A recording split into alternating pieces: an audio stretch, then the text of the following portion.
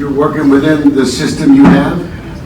But I've heard horror stories, especially from family courts all over the state. There are judges who should have been removed a long time ago. Barbara Stalder is a classic example. She is ruining people's lives with protective orders. It has become a forum for people who want to shop for a protective order, who come to Houston for the reason to get a protective order from Barbara Stalder. Just last week, you guys issued a public reprimand against Brittany Morris. Judge Morris should be off the bench. The whistleblower in that case, the person with all the documents, was not even interviewed by any investigator. This is becoming a joke. People are filing complaints against judges and then having to deal with those same judges. I know we don't want to make a system where you just file a complaint and get out of court, but the other is true too. You have people in small towns all across the state who file complaints and then are stuck with the same judge. You know what's going to happen. We all know what's going to happen to these people. No disrespect, but this is becoming a joke. You know, personally, I was arrested by Judge Darrell Jordan, right, for contempt. You guys dismissed my complaint. 3 weeks later, a grand jury indicted him for official oppression. Regular people, these people, but not just these people, regular people, see the difference. They see what you are either refusing to see or just can't see. Appearances, people have to have faith in this system, guys. People have to have faith. And if you continue to ignore blatant allegations of improper conduct, impartiality, if you continue to ignore it, then people will lose faith. And that's not good. You have a district judge on our panel here. He doesn't want that in his court. Nobody wants that. Any town in Texas. But it's happening all over. And you might dismiss it if it's just a few people, but it's not.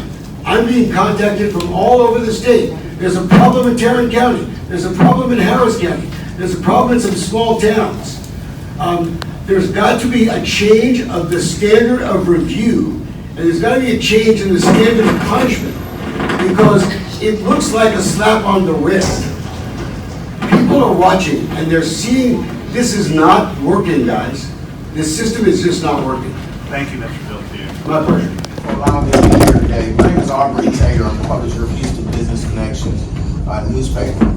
Over the course of the last 2 years, I've been investigating fraud and corruption in Harris County. On a daily basis, I get, because of my investigations, emails from individuals who feel like their bribes taking place in court and other nefarious acts. Just last week, I sat in on a trial.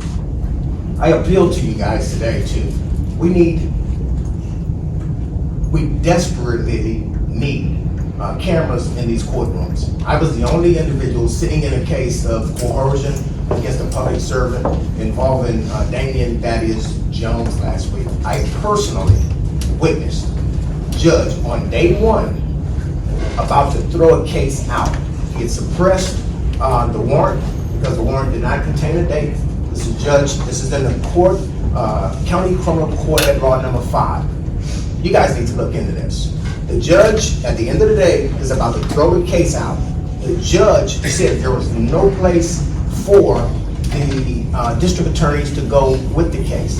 There was only one piece of evidence, which was the phone that was illegally obtained with a bogus search warrant. The records will show that. The judge went on, so the judge also stood up, Judge Fleischer, and said that he's not like the other Democratic courts, that he does not operate like those courts, like some of the other courts operate. He's talking about his colleagues. This is day one. And he said that he operates by the law in his court. They skip a day, skip Wednesday, so this is Tuesday, they skip Wednesday.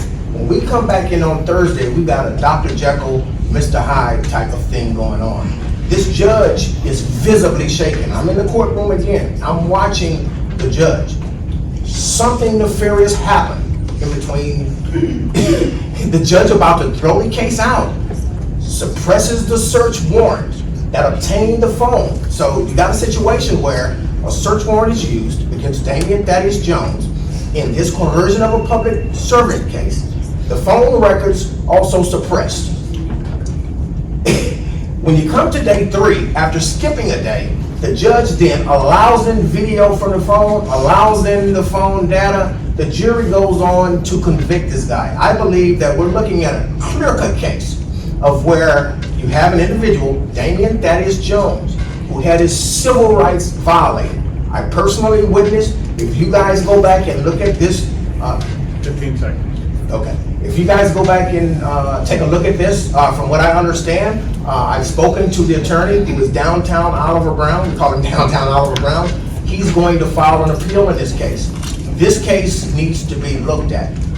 What we have in Harris County right now is a kangaroo court system.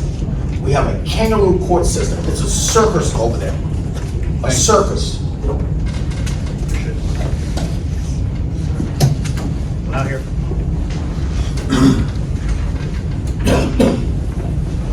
Good morning. My name is John Oliver. I'm an ordained minister. I didn't set out to be an ordained minister. The Lord has brought me to this point. And I certainly didn't ever think that I would have to come before you with these kind of grievous implications. But I've never been to the divorce court. My wife and I have been married for 42 years. We love our family and we love our grandparents. We loved our son-in-law until inappropriate behavior became apparent. And there were witnesses to that. And the baby was taken upon counsel to Cook's children with the counselor saying, you have given him every benefit of the doubt. It's time to give the baby the benefit of the doubt. They turned around in court, and this is the way court goes in Tarrant County, and that's the only county I'm familiar with, but I've talked to multiple lawyers. One of them with over 50 years experience said, well, it's like a cult, or it's like a clique. We get together and decide.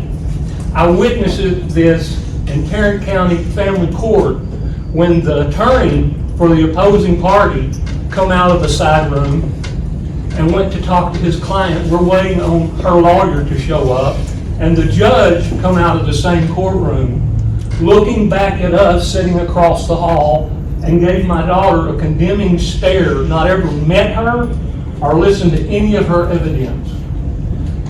The evidence come back positive. It's been covered up. The attorneys, because there is no oversight of these judges in the courtroom, they don't go against these judges, because if they do, they'll never win another case in that judge's courtroom. Some of these attorneys we've been through were personal friends with the judge and come back and told us that we could not win in her courtroom, that she was biased against my daughter. Now, these attorneys, another one said, 25 years experience, said that we usually get together and decide. We asked for a amicus and latum, and we didn't know the difference. We're not lawyers. We got an amicus. The amicus is a friend of the court.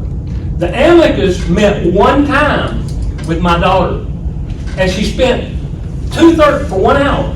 She spent 2/3 of that time talking to our family supervisor about how we should settle.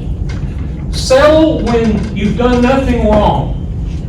Settle when you took your child to Cook's children just like the law would require you to do. And the doctor at Cook's children called CPS and called the police. And my daughter cooperated with the investigation. However, the court managed to rule out the CPS investigation without ever talking to any witnesses or examining any evidence. Thank you, Mr. Oliver. We appreciate your testimony. We're a little bit over. I need to make time for other people to testify, and I think we appreciate your. Okay. Thank you, and y'all have a blessed day.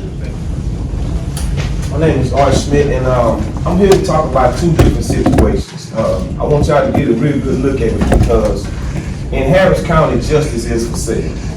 In Harris County, the constables came out to a bogus address, evicted my wife, threw all of her things out, tens of thousands of dollars worth of printing equipment, t-shirts and everything. This was all on the order of similar to a no-knock warrant where people have gotten killed in Harris County. LaShawn A. Williams, Civil Court at Law Number 3. The case number is 1159831. LaShawn A. Williams, at the height of COVID, said that I don't care if you're sleeping on the street, I don't care if you're sleeping in a box. She then turned around while this plaintiff was alive. She turned around and gave him some property and said, I've already determined that it's his property, Mr. Schmidt. And when I told her, I said, well, could you look at the evidence that came from Harris County, Ann Bennett, saying that the 5311 Sonora Street does not exist in Harris County, Texas? She says, oh, I seen that old thing you submitted as evidence. I ain't even took a look at it. I say, well, the lawyer is here for Robert Williams. I say, Robert Williams is here. I say, could you please show my evidence that you allowed me to submit? I'm not even gonna look at that. Don't bring that up in my courtroom no more. So she, and then she had, some gangsters call me, some thugs call me on her behalf, give her a pass. She must was having a bad day that day. So then, when they did come out and we got it all live on Facebook, then she turned back on. After they threw all my wife's things out, she go and put something on the portal talking about there was no writ of possession. So now another fake writ of possession. When they came out there 6 constables deep, they planted a gun, man. They left a gun behind. My wife, my son, and I, that's not our gun. They wanted me to pick that gun up so they can assassinate me. This is the truth. And I told the chief of police, I told everybody on social media, to everybody in Houston to listen, I say that they served another illegal warrant just recently. I called the chief and I told him, I say, over my dead body, I'm a man, not just a mayor. They will never come and serve a bogus warrant on an address that does not exist because it's organized crime, because Peggy Williams and Robert Williams ran a 45-year scam. They collected rent over $3 million on property they have no deeds to. So if you say, hey, R. Smith, can you show me the name of the person that the deeds is in, and it's not Robert Williams, it's not Peggy Williams, I can show you right today. I have it in a hotel across the street.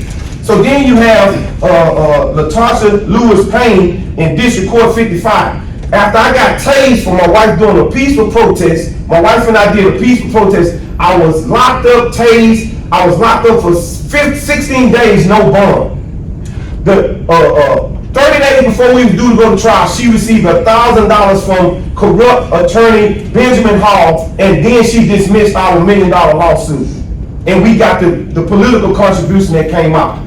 People are gonna get killed in Harris County. We try not to take it into our own law. I don't know none of y'all, so I can't say anything. But now that I'm here before y'all, I will find out, research, homework on all of who y'all are. Because I'm not liking what I'm hearing about these folks coming in saying that y'all are just overlooking stuff. But we've gone through all type of, from the JP court to the 14th Court of Appeal to the Texas Court of Supreme, they all corrupt. But I'm telling you right now, take a good look at my face. Because they're gonna have to kill me if they ever come to that address that does not exist and try to serve another writ and evict my wife and I again. Thank you. Coffee L. Bay, please. I represent love, truth, peace, freedom, and justice. And my husband said majority of what I wanted to say, but it's another corrupt attorney, a corrupt judge in Harris County, Texas that goes by the name of Audrey Lawson Evans. Harris County Civil Court at Law Number 1, and she was appointed by the Harris County Commissioner's Court, Commissioner Rodney Ellis, Commissioner Adrian Garcia, and the Harris County Judge Lena Hidalgo. She made a judgment in favor of a dead man who wasn't even present for trial. And like my husband said, this man didn't own the property when he was alive, and he didn't own the property when he died. So his wife does not own the property. And then in JP court of the same case, another judge, Victor Trevino III, he marked on the document that Robert C. Williams was present for trial, and that trial took place in June of 2021, and Robert C. Williams died April 15 of 2021. So it's a lot of fraud that's going on in these courts, and they're affecting people's lives. Like my husband said evicted me, and I never had my day in court, and they put a fraud address like 5311 Sonora on 5309 Sonora, and I tried to explain to them this is not that address. So I'm here today before this committee to inform you guys of the corruption that's in Harris County, Texas, judicial misconduct, conflict of interest, paying attorneys paying the judges to dismiss cases, and we have all of this proof. And you know, we just here to bring it to your attention. And what I want to say, we gotta stop this corruption. Oh, hey. Enough is enough. Enough is enough. We gotta stop this corruption. Oh, because it's these cliques that they have and all these court systems, and it's not helping the people. And it affects everybody, every human race. It's only one race, the human race. Thank you very much. We'll not hear from I don't do well with sitting, so I hope you allow me to stand. Is that all right? whatever makes you comfortable. None of this makes me comfortable, right? Public speaking, but I've got a clock here so I can have y'all's attention. So I'm going to read you one thing, and then I'm going to discuss it. Canon number 2: a judge shall comply with the law and should act at all times in a manner that promotes public confidence and integrity and impartiality of the judiciary. In case you haven't seen, this isn't even 1% of what's out there. Not even close. I come from Judicial County, 317th Court. For almost one entire year, I didn't have any contact with my daughter. You want to know why?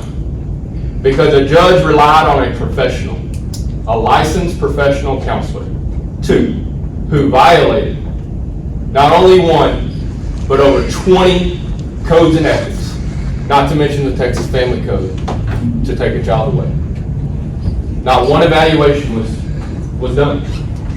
When it was brought to that person, when it was put into play and told him what happened, he doubled down to make sure that I couldn't do anything. The best thing that my father ever did to me was make sure that my nose stayed in the book. And we're from Tyler, Texas. In case you know Natchez, Texas. Right? So I want to explain something. My father was fortunate to raise a son like me. You want to know why? Because I cared. I cared for the ass beatings I received for doing bad things.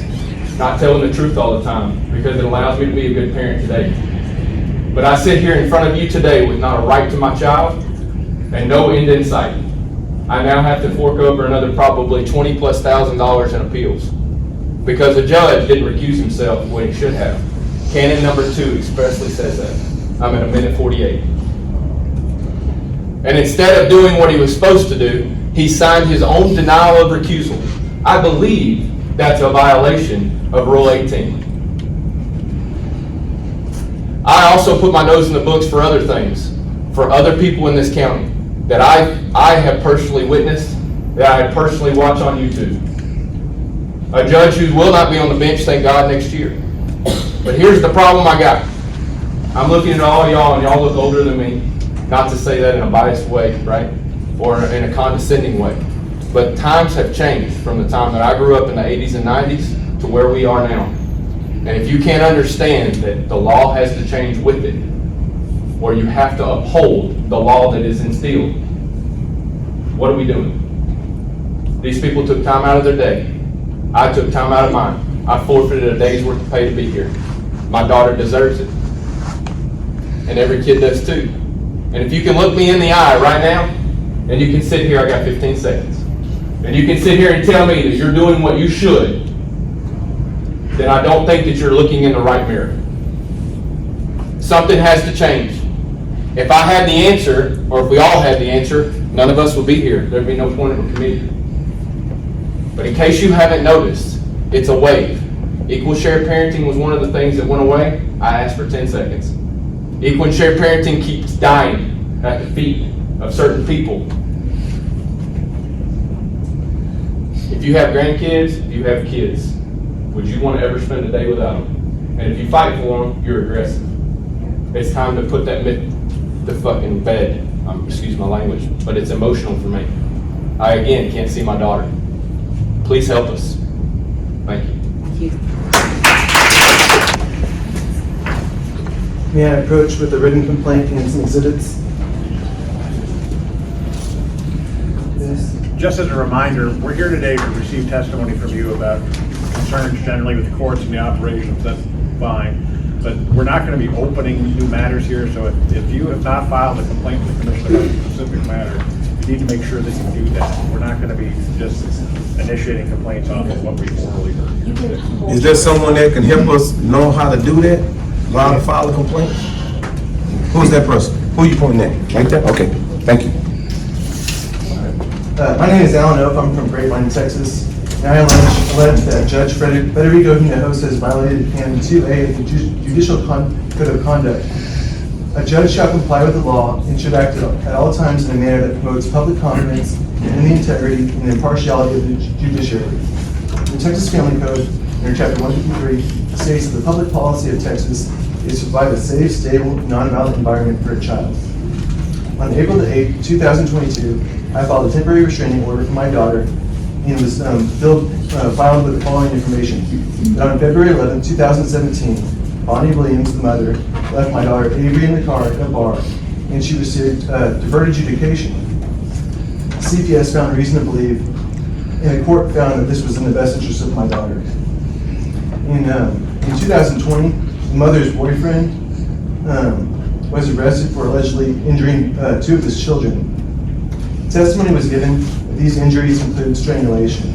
CPS found reason to believe for those injuries as well.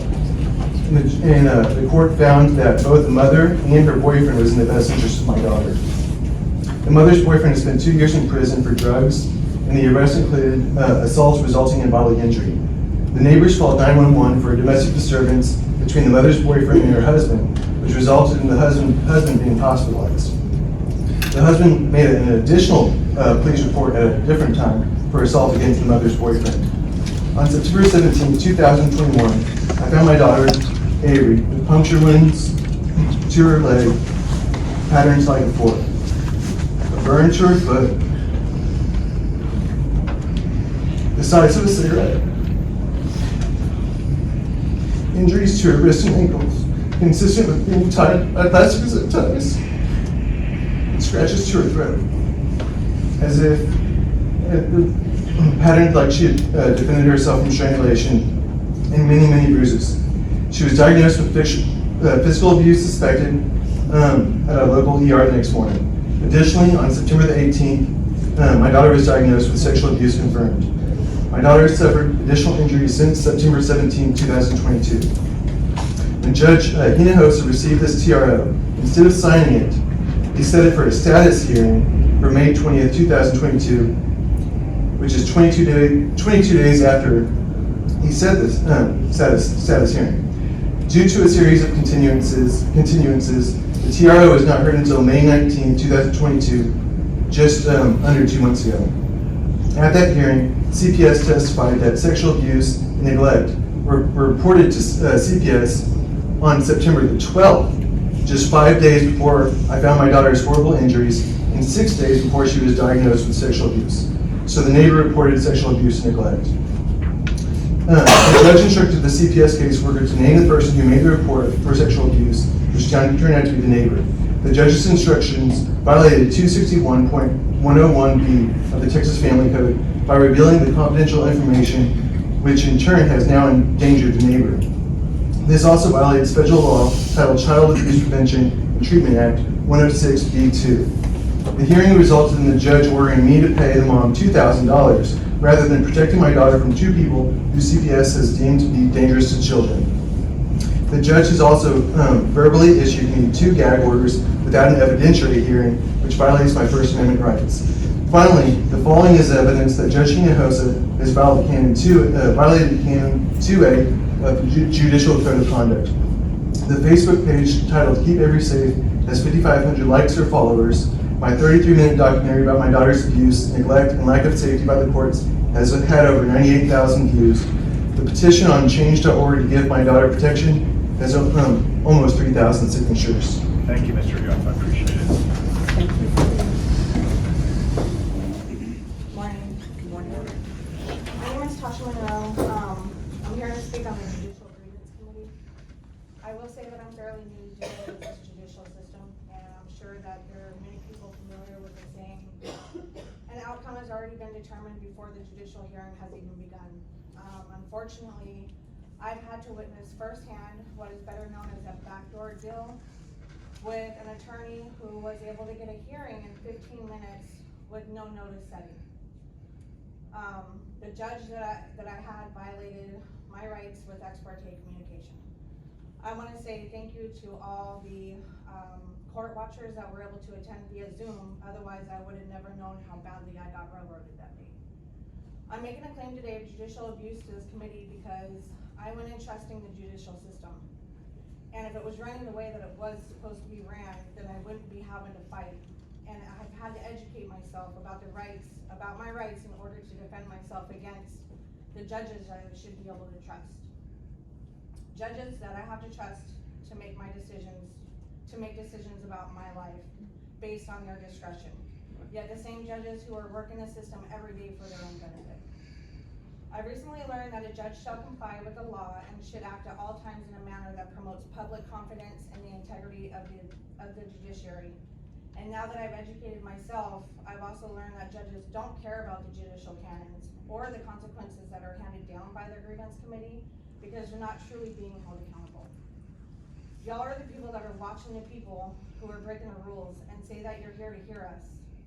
But that's only to appease our emotions, because there are people here who have been dealing with this corruption for years before me and my family got sucked into having to pay or play no more than a month ago. If a judge isn't being held accountable to follow their duty to participate in establishing, maintaining, and enforcing the highest standards of conduct, then it leaves me to wonder what list of your own duties are not being enforced that's leading to all of this corruption that we the people are having to experience going through the judicial system today. It shows a lack of respect in how easily judges are capable of undermining pro se litigants, such as myself, because they know that they aren't really going to be held accountable for their actions. As of today, I have zero faith in the judicial system.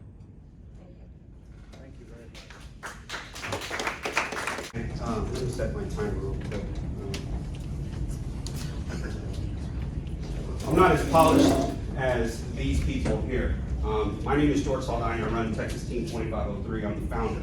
I've helped parents that don't have access to their children.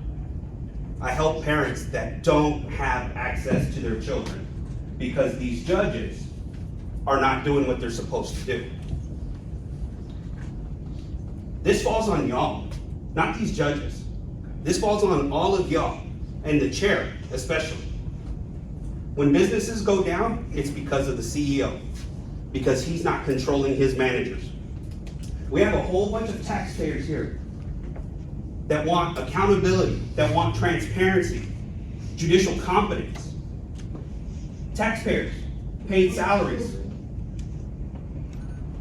And this is what we're getting. We're taking off of work, coming over here to fight for our children. We're coming over every 3 years, or every 2 years, we get 3 minutes to come tell you. Y'all know about this problem. You've heard it year in and year out. And you're gonna keep seeing us. The movement's getting bigger. We have more people court watching more than ever right now. In case some of y'all don't know, there was a whole bunch of people that wanted to be here today that didn't have the opportunity. One, because it was very short notice. 2, there was no ADA accommodations. How come we couldn't let people appear by Zoom? Here's a funny little joke. How many attorneys and judges does it take to turn on the Zoom hearings for these people that have an interest in it? We have judges that are excluding the public from their own courts. Our money is paying the OCA to give these Zoom hearings to judges, giving them instructions how to use YouTube. And these judges are singling us out, retaliating against us for watching their judicial hearings. All these taxpayers here are paying for it. And we don't even have access to our Zooms. We don't have access to our children. This is redundant. We're coming back. We're going to be here in another 2 years having the same spiel. Same spiel. If this was your kids, if this was your grandkids, right? Y'all would come and look for me to help. I'm proud of every one of these people that are here. Because with little time, they were able to suck it up and be here so they could approach you to tell you what you guys already know. I have a sad story, but I don't care to go into it because the grievance committee has already had it for 11 months. They have not interviewed one of my witnesses. I've had 30. I was held in contempt by my judge for asserting my rights, for trying to create a record for an appeal. I had bailiffs escort me out, all because of what? I wanted to see my child? Because I'm reading just like Cody Taylor is? I'm learning the law? Nobody follows your judicial canons. Nobody. They're not competent in the law. We all have a cell phone. Every judge has a computer that the taxpayer pays for. They can easily look it up. They have every resource. And they still violate it. And when y'all don't do anything, y'all enable them. And I want to thank you for your time, but this is complete BS. Y'all have the power to correct this, even the grievance committee. And if y'all don't, expect us to be here in 2 more years with a bigger crowd. Thank you. Thank you. No, we're hearing you. Y'all taking us for real? Hearing what you're saying. Thank you. Mr. Hannon, or Mr. I'm sorry, I can't hear very well. Hold on just a second.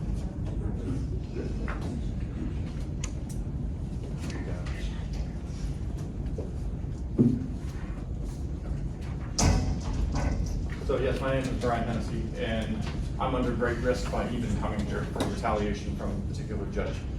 Sadly, we seem to be under the delusion that coming here and having our impassioned pleas is going to have any effect. You people were put on your positions to protect the judges and protect the system from the people, not to protect the people from the behavior of the judge.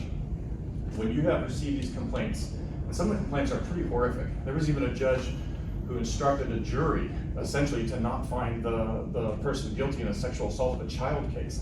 That came before you. And you let them stay on the bench. That's just insane. That has become a stain on your own personal names. Problem with one of the issues that I heard bantered around is cameras in the courtroom. Cameras in the courtroom will vastly improve the quality of the judicial proceedings. Vastly, because when they can be shown to what they're doing, they won't do that. But that issue, I believe, has already been settled by the district court and the Supreme Court, that recording public officials for the performance of their duties is a protected First Amendment right. Multiple circuit judges have already said that you could record any public official. There was no carve out for judges. There was no carve out for any public official in the performance of their duties. Clearly, in the courtroom, that is performance of their duties, and that is a public place.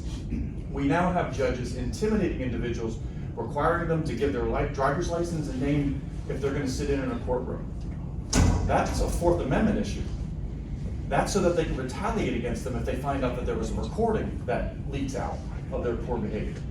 I'll give you a quick one that happened with me. And this is very emotional for me. This is one of the reasons why it really bothers me. Recently, I had a property case, and the other counsel brought in stuff about retirements. And I simply said, Your Honor, this wasn't pled for. This is John B. McMaster's County Court at Law, Williamson County number 4. He's been through the mentorship program, I believe, 3 times now. And he continues to behave in bad ways for what he's already been through mentorship on. He says to me, quote, and I'm going to use the same thing he did, "You don't control this courtroom, I do. Sit down!" Should I be treated that way? Would you like to be treated that way? In the end, he heard all of their pleadings about the military retirements. And in the end, he ordered me and gave me 10 days to navigate the entire VA system or go to jail. And in that order, it requires me to write a narrative of being raped in a combat zone. I had to sit at Christmas without my children and write the story about what happened to me because you guys won't take care of him.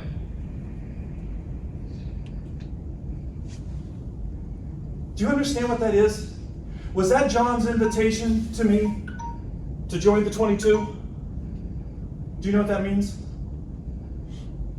There are 22 veterans a day that are committing suicide. The pressures that we go through. He ordered me to file for combat-related specialty compensation, bragging about how smart he was about military retirements. The order he made is absolutely insane. He ordered me to fill out forms that don't even exist. Forms that don't exist, or I could go to jail. Then I'm supposed to turn this narrative over to my ex-wife while we're in a custody dispute with our children, so that she can use that instance and the things that has happened to me afterwards against me in the custody case. And it's been condoned by this group here. Thank you. William Odell? Making my appearance so late, I ended up changing my mind. We put our faith in our judicial system, and we expect it to be handled with decorum, respect.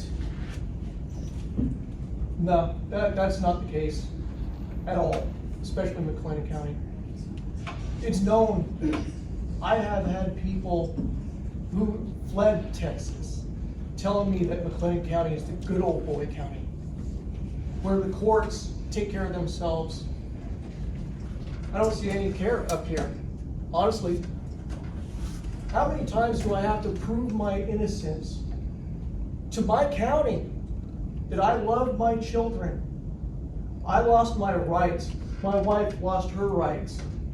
I'm facing criminal charges after I've already proven my innocence, not of just physical abuse, but sexual abuse. That was allegations placed on me by a mother-in-law who wanted our children and hates my guts. Why? Because I stick up for this woman right here. Her own daughter, she defamed in court. The judge allowed it. The judge ignored our child's outcry. This should not be tolerated. But I know it's not cared for in here. Just seconds ago, I'm sitting right there.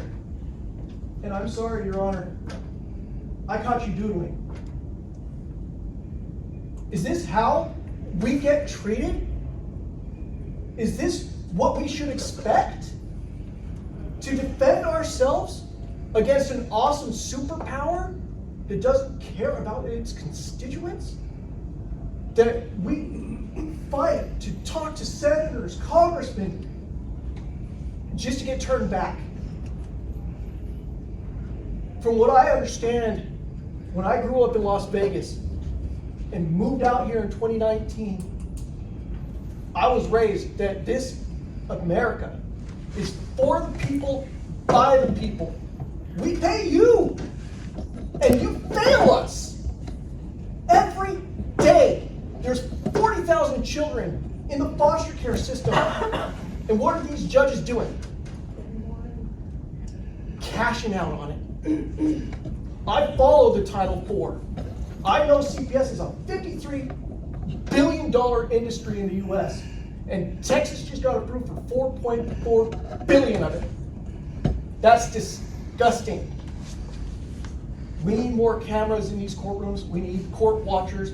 We need accountability of these judges. And first and foremost, in my county, Nikki Winkowski needs to be kicked out, because if it wasn't for her, I would not be facing these charges right now. She had a chance to stop it, and she failed. Please, for the love of God and your country, do your job, investigate these judges, and stop this corruption now. Thank you. Linda Nuno? These are our babies. Remember their faces. Linda Nuno. My name is Linda Nuno. I'm running for Congress this weekend. I have heard thousands upon thousands of stories like this. The reality is that none of you have done your job. There's a legal fact. Crimes against humanity do not expire. Unfortunately, I was placed in this position because, just like many thousands of them, I've been neglected, abused, and raped by the system. In my particular case, a federal judge impregnated me back in 2013. And he just pulled the strings so my daughter, our daughter, was given to a pedophile that works for the city of Austin. I don't know what's gonna take, and if you pay attention to the last person that was sitting in this chair, that wasn't a threat. It seems like we are here to defend for ourselves. You have an average of 38,000 cases a year. One of these parents, one, is gonna stand and do what none of you have done. The reality is that I didn't came to talk to you just to put another complaint that never goes anywhere. Anywhere. We have impeached Judge Schulak. Orlinda Naranjo recused herself from the case. I was able to push Laura Livingston to force into retirement. How many kids have died because of these judges? Because Ben Harding was able to impregnate people left and right.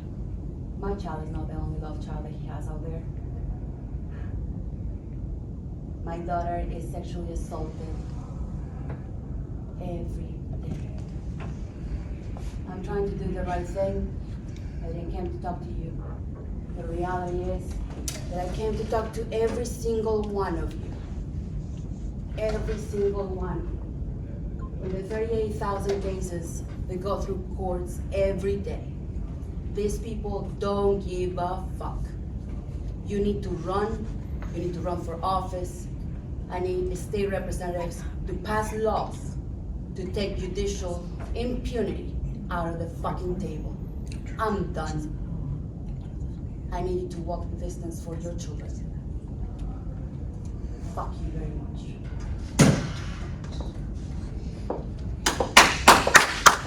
Hope you understand me. I is not Linda Perez. Okay, I'm here because my grandson, he was abused. Since he was a child, he had mental issues. He was abused from the system. He never get help. They told that he have a gun. He spent 14 months in jail, okay, for doing that. We have proof, we have the video from school that he don't have anything. But the system never helped us. Right, because he's black, I don't know, that's the issue. He's black, it's not helping. Because he was with another people, and a white guy outside. He was there for 14 months. I don't have too much to say. I have a lot in Spanish, but English, I don't have too much to say. But I hope people do understand. I'm a grandmother. He hurt me a lot, okay? He hurt me. I have 5 grandchildren, and I have my son and 2 daughters, okay? But I need people help. We need help from people. Don't just stay there, listen to us, and just like you smile because you think we are lying. No, we are not lying. We are hurt because people, they don't listen to us. My son, the police went to break him without a warrant, without anything. That's abuse what they do. They're using their power to do whatever they want to do because they got power. And that's not, I think they can be from Mexico. They can do whatever they want, but not here in the United States. And they say we pay taxes, we do everything, but we can't work. We come from Mexico to work, wherever we come, but we need help from you people. If you don't want to see people, kids outside the streets running with guns and everything, help us. Help, we need it. Thank you. I don't actually have anything prepared because I only had 6 days notice, and I want to share with you what took place last week. My daughter, actually, you're one, 10-4. Joanne Nixa from the ICJ in Rhode Island spent 4 minutes outlining very specific things that were to take place for my daughter, Rebecca Parker, Igor 31206. She's a 16-and-a-half-year-old girl who's committed no crime. All she's done is reported negligence and abuse at her mom's house, and she does not want to return. Rhode Island manipulated the system, shifting things from family court to juvenile court so that they could file a very rare requisition order. We went before Judge Matthews in the 277th district, and Rebecca's public attorney was Sean Fifield. They did absolutely nothing, including enforce Rebecca's due process. She was literally just rubber stamped and taken into custody. She has reported mental abuse, mental anguish. She is not being fed properly in accordance with $3,000 worth of genetic tests and doctor's reports. Her mother does not care. She did not want to go back last year, made her go back. This year she drew a line in the sand and she was railroaded. As of the 6th, she has been in juvenile detention under suicide watch for 6 days because Judge Matthews and Sean Fifield could not roll up their sleeves and punch in and go to work. We were not afforded an opportunity to present our case. My daughter had an entire binder of evidence and notes that she wanted to speak to. She was dragged out of that court screaming and crying that nobody's listening to me, and this has been a 12-year battle. I see people here, some of you are attentive. Some of you looking back and forth like you're probably missing a golf course. Somebody over here was called out on doodling. I'm here now, angry, frustrated. My daughter committed no crime, and she is in juvenile detention right now for the first time in her life in a cell in prison scrubs. I just put in my notice at work. I quit. I am now giving everybody my full, undivided attention, both in Rhode Island and here.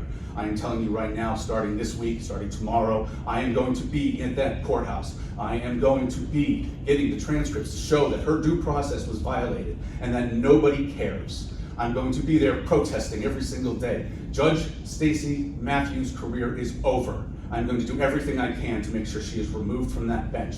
Sean Fifield will never have public office. I have just data dumped 12 years worth of text messages, recordings, police reports, everything that I have experienced with this case in Rhode Island, now being handled the exact same way here in Texas. I did not flee New England to come to Texas to experience New England all over again. I expected better from the people here. I expected better from my daughter who is being abused. I'm done. I'm done. Can't count on them up there, and apparently we can't count on any of you down here. We're growing, he's right. I don't know who he is. I don't think I know him. But we're growing. And I'm gonna show every single person outside of that courtroom who comes up to me, who asks me what the heck's going on, why do I have such an incendiary sign? I'm gonna show them all of the evidence this judge couldn't be bothered to look at. Every precedent, every progressive movement that we've made, everything where we have evolved and become a better society and community started with one person saying, hey, something here is not right. They rolled their sleeves up and they went to work. This judge rubber stamped it. She couldn't do a damn thing for my kid. So now she's being extradited back to Rhode Island, where she was potentially going to be put back into the house with her mother, where she even told the judge that she's going to kill herself. She's going to go out back, she's going to jump off the bridge into the river. And the judge didn't care. You look nice, miss, take her away. 277th Court, Judge Stacey Matthews. We were denied due process. My daughter was denied due process by the ICJ. I have the recording. If I had more than 3 minutes, I would play it for you. It was not done. This kid has done nothing. Everybody at the Georgetown juvenile facility, they don't understand why the hell she's there. She's not a criminal. All she did was not return back to her mom's house because of the stuff that she's reporting. Thank you, sir. Appreciate it. We have heard you all. For those of you who are gracious enough to be professional and polite, we appreciate that very much. We will take everything you've offered to us under advisement. We will have now heard and we will conclude the hearing here today. As a reminder again, if you have a complaint about a particular judge, please make sure that you have gotten that to us in a manner in which we can act on it to our staff. If we have already looked at it, you could ask us for reconsideration under our rules, but we are not taking new cases orally here today. So if you've said something here today and expect us to act on it, we're not creating new files here today, okay? So please make sure you file the case if you want a case to be processed. And with that, we will I mean, are y'all going to do anything for the public? I mean, every 2 years, 3 minutes does nothing. Can we do something quarterly, semi-annually, because there's a huge disconnect between the judiciary and the public. I mean, is there room in the budget for us to get like a meeting quarterly? We are now adjourned. I will tell you that you have a legislature who has a role in all of this. We are here to enforce the canons. We have a statute that tells us when we're to publicly meet. But it's less than 10% that y'all enforce the canons. Okay, let's do this. every single person in here. My wife and I, before y'all leave, I just wanna say this here, I know it's off the record. My wife and I, we did 5 peaceful protests. We can go to their house. On the Harris County Civil Court. I'm not gonna do anything. 5 different peaceful protests. At one time, we was out there with 43 different individuals with signs talking about those 3 corrupt judges. All I'm saying is, the new no-knock warrant to have officers to go to the house of people and have them killed is being ordered through these corrupt judges. Justice is for sale in Harris County, Texas. If y'all are in that position to stop it, man, I hope that y'all take our time to go back and look at every word that was said here today. Because my wife and I, we have a target on our back that's coming from judges, elected officials. Thank y'all for y'all time. Thank you.